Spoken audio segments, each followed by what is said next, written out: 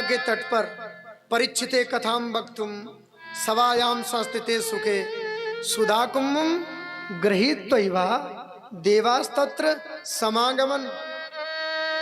सुखदेव जी निमग्न होकर के परीक्षित को ये कथा का पान करा रहे थे गंगा के तट पर।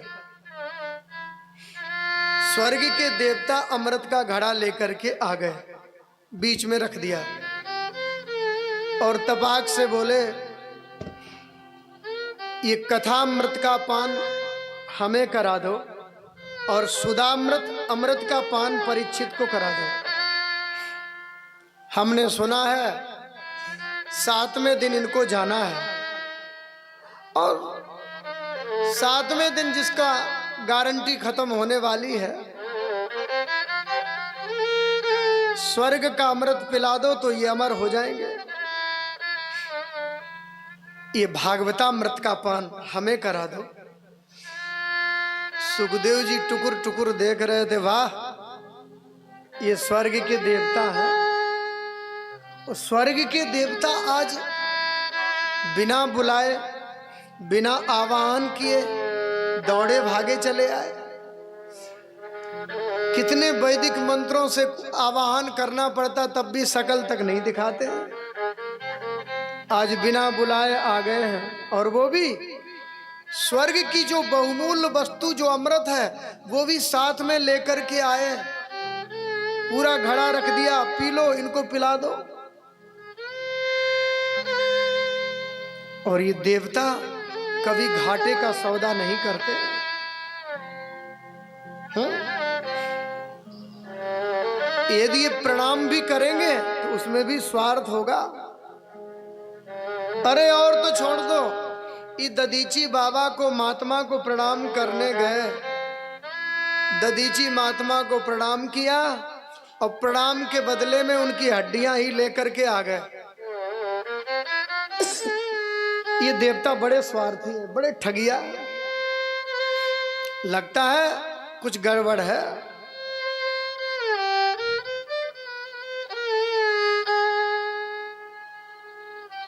सुधामृत कथामृत।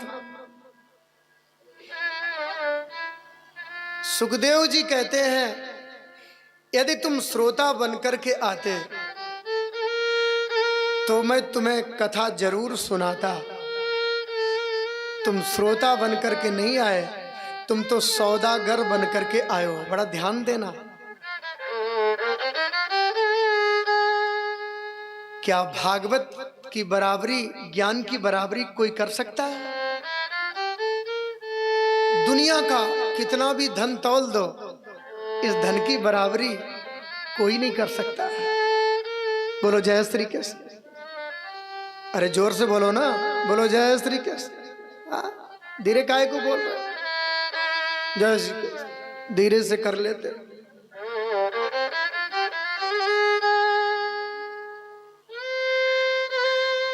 ये अद्भुत है।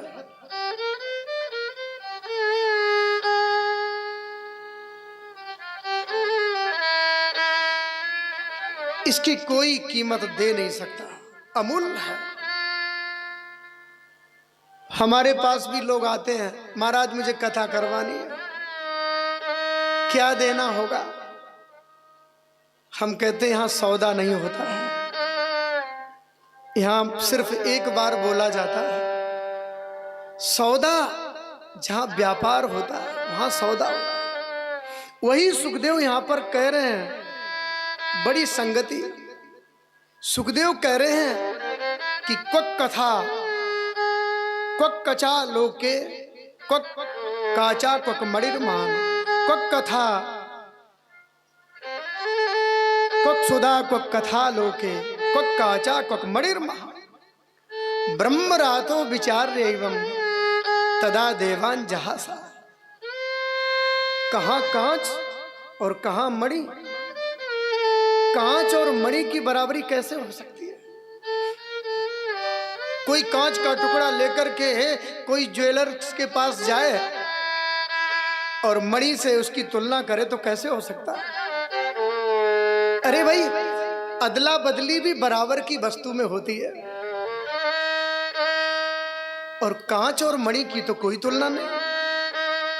वही यहां सुखदेव जी कह रहे, अरे देवताओं तुम बड़े ठगिया हो। क्वक सदा क्वक कथा लोके क्वक काचा क्वक मणिर्महा ब्रह्मरातो विचार एवं तदा देवान जहासा। तुम श्रोता बनकर के आते तो मैं बड़े प्रेम से तुम्हें कथा सुनाता। देवताओं तुम सौदागर बनकर के आए हो, अदला बदली करने आए हो, और वो भी स्वर्ग के अमृत से। आप विचार करो, जहां ब्रह्मरात वक्ता हो और विष्णु रात श्रोता हो, ऐसे श्रोता वक्ता को दुनिया में कौन ठग सकता है? कौन अपने प्रलोभन में आकर्षित कर सकता है? नहीं कर सकता। ये है